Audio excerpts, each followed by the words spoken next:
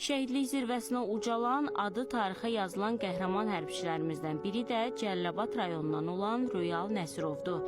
Röyal Cəlilabadın aprel döyüşlərində şəhid olan tək hərbçidir.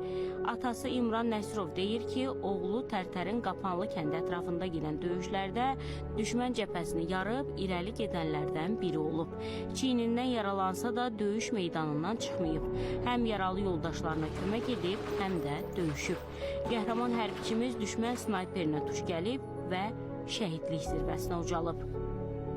Mənim balam nəinki Azərbaycan, bütün dünyada mənim başımı dik elədi, alnımı açıq elədi, üzümü ağ elədi. Vallahi mən yenə deyirəm, mən balamla fəxr edirəm.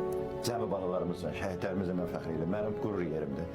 Röyal Nəsirov ölümündən sonra hərbi xidmətdə fərqlənməyə görə 3-cü dərəcəli medal ilə təltif olunub.